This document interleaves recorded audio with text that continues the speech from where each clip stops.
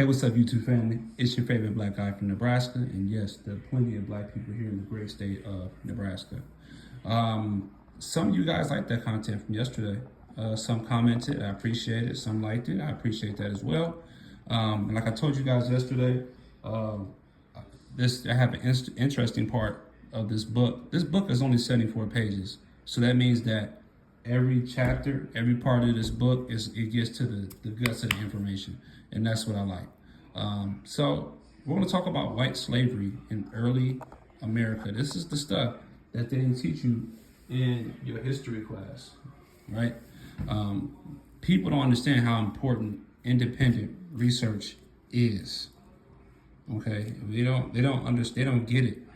You know, people don't really get how indoctrinated they are until they come into some information that goes against how they feel, what they've known their whole life, and then they get really upset, and people get really emotional, all because of a difference of opinion or different information that's being brought to the forefront, and their reality is interrupted for the time being. But people who are open-minded, who enjoy learning, they get it. So this part of the book is called White Slavery in Early America. David Bryan Davis, writing in the New York Review Books, October 11, 1990, page 37 states, as late as the 14th and 15th centuries, continuing shipments of white slaves, some of them Christians, flowed from the booming slave markets in the northern Black Sea coast into Italy, Spain, Egypt, and the Mediterranean islands. From Barbados to Virginia, colonists showed few scruples about reducing their less fortunate countrymen to a status little different from that of chattel slaves.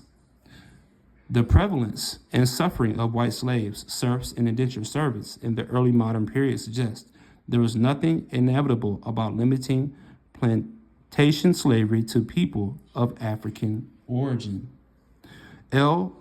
Rushams, in The Source of Racial Thought in Colonial America, states that the slave trade worked in both directions with white merchandise as well as black.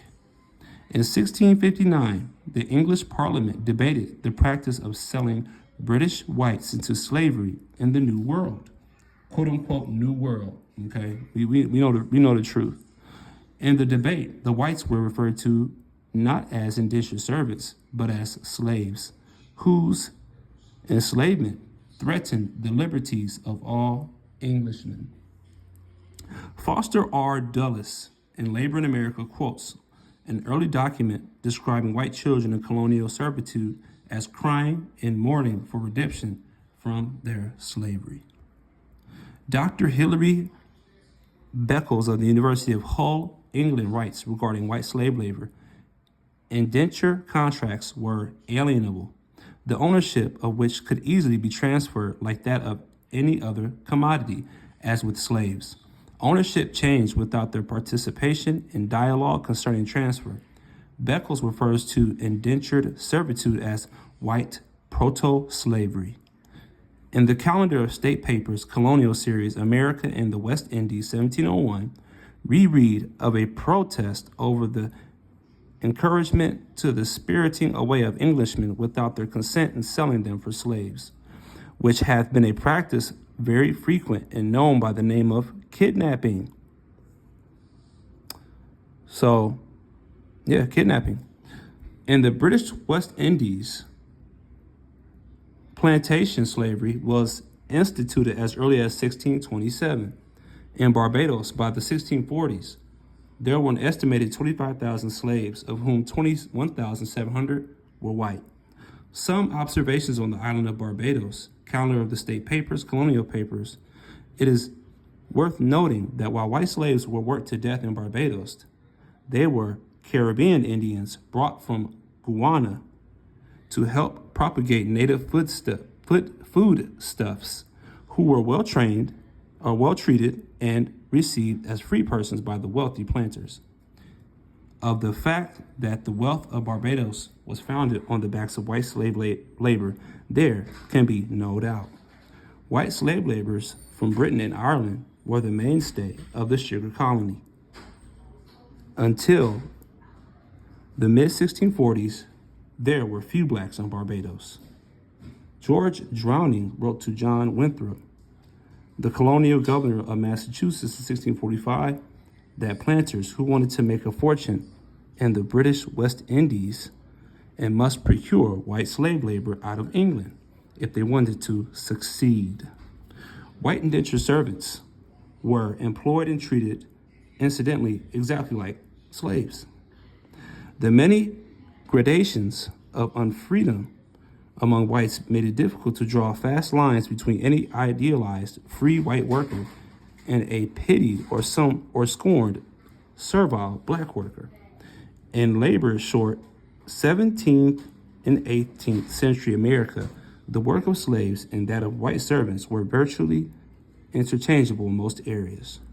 In the Massachusetts Court of Assistants, whose records date to 1633, we can find a 1638 description of a white man, one Giles Player, as having been delivered up for a slave.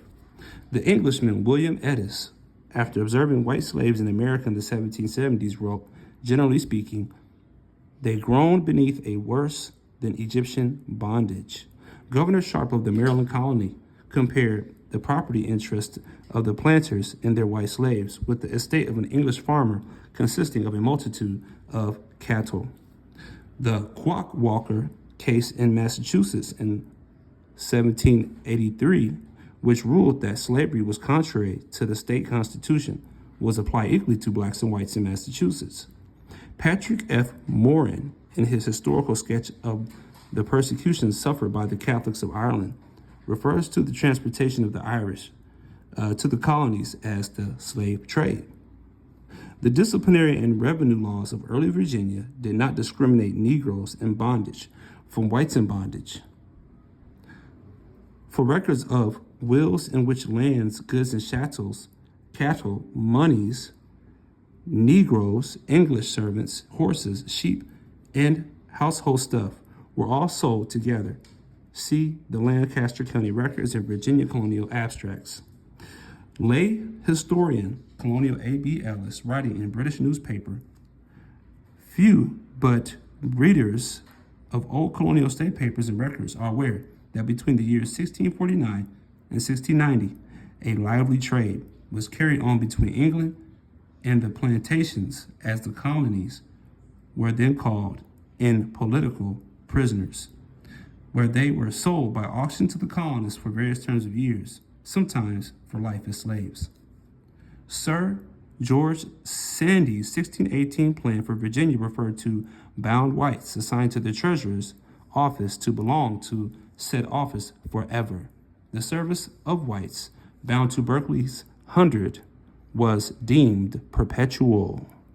Certainly, the enslaved whites themselves recognized their condition with painful clarity, as one white man named Abram, who was accused of trying to agitate a rebellion, stated to his fellows, "Wherefore should we stay here and be slaves?" In a statement smuggled out of the New World and published in London, whites in bondage did not call themselves indentured servants. In their writing, they referred to themselves as England's slaves and England's merchandise. Eyewitnesses like Pere Labat, who visited the West Indian slave plantations of the 17th century, which were built and manned by white slaves, labeled themselves white slaves and nothing less. Even blacks referred to the white forced laborers in colonies as white slaves. Sotweed Factor, or A Voyage to Maryland, a pamphlet circulated in 1708, articulates the plight of tens of thousands of pathetic young white girls kidnapped from England and enslaved in colonial America, lamenting that, in better times, ere to this land, I was unhappily trapped, not then a slave, but things are changed, kidnapped and fooled. The height of academic and media fraud is revealed in the monopolistic trademark status. The official controllers of education and mass communications have successfully established between the definition of the word slave and the Negro, while labeling descriptions of historic experiences of whites into slavery a fallacy. Yet the word slave, which the establishment's consensus school of history pretends cannot legitimately be applied to whites, as derived from the word Slav. Now, we talked about that, slave and Slav. And Slav comes from the Slavic people.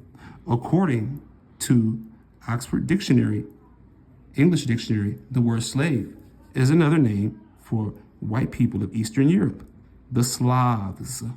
In other words, slave has always been a term for and a definition of a servile condition of white people. Yet we are told by the professorcrats that it is not correct to refer to whites as slaves, but only as servants, even though the very root of the word is derived from the historical fact of white slavery. Very, very interesting. Like I said, man, the word slave literally comes from the Slavic people of Eastern Europe. I just think that it's very interesting. Modern academia in this country, or this country's academia, when they performed the eugenics program, which the eugenics program pretty much wiped out all the history of this and put to the forefront history that had to do with only the black people, only the Negro being slaves, when that in return is not true. You know, it's amazing. But I also would like to say that white and black didn't used to pertain to skin color. White and black was a class status. There were black Europeans in Europe who were labeled as white because of their class. And I wonder if if that has to do with, anything to do with this content here, or being called white. There are plenty of white people who were black, but because they had money, they were considered, quote unquote, white. So I learned a lot, man, through reading this. I hope you guys learned a lot as well. I'm gonna cut this short because I don't want to get too off into this, because I want to bring you guys some more content today from the other book, because I know you guys really enjoyed that. So if you guys have a lot more information to add to this, please comment. A lot of you guys are very well versed in this history, very well versed in this information. A lot of you guys know more than me. A lot of you guys can tell me stuff that I didn't know, and I love that. So please like, comment, subscribe, you guys. So if you want me to continue to read from this book, I can continue to read. The next part of this book is the Holocaust against the poor white. And I can get into that as well. But it's up to you, man. Whatever you guys want, I can go ahead and deliver it up to you. So it's your favorite black guy from Nebraska. Yes, there's plenty of black people in Nebraska. Hope you guys have a blessed day. I'm out. Peace.